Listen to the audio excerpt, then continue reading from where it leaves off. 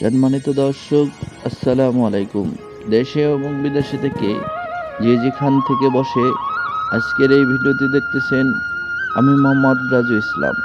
আমি আজকে আপনাদের দীর্ঘ সুস্বাস্থ্য কামনা করে শুরু করব আজকের এক নতুন প্রতিবেদন, যেটাতে মূলত হচ্ছে গরু এবং ছাগল ভেড়ার খাদ্য তৈরি করা হচ্ছে।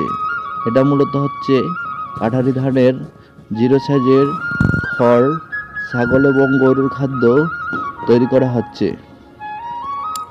এই খড়টি আপনারা আপনার খামারের জন্য, গরু ছাগল ভেড়ার জন্য এই খড়টি আপনারা ব্যবহার করতে পারেন। এই খড় দিয়ে আপনার অন্যান্য দানাদার খাদ্য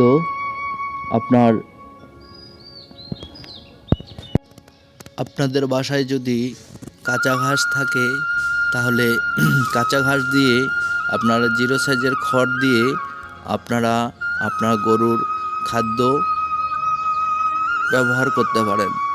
এই জিরো সাইজের খড় যদি আপনারা আপনার খাবারে ব্যবহার করেন, দেখা যাচ্ছে যে অন্যান্য দানাদার যেমন ছোলা, ভুট্টার গুঁড়া, আপনার ফিড, এগুলার কোনো প্রয়োজন আসে না। আপনারা শুধু কাঁচা ঘাস আর জিরো সাইজের খড় দিয়ে যদি গরু ও ছাগলের খাদ্যর চাহিদা মেটাইতে পারেন।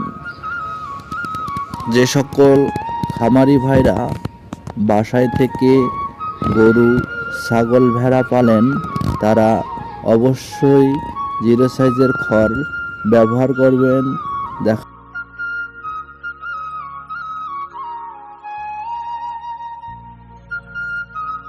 প্রয়োজন হয় না।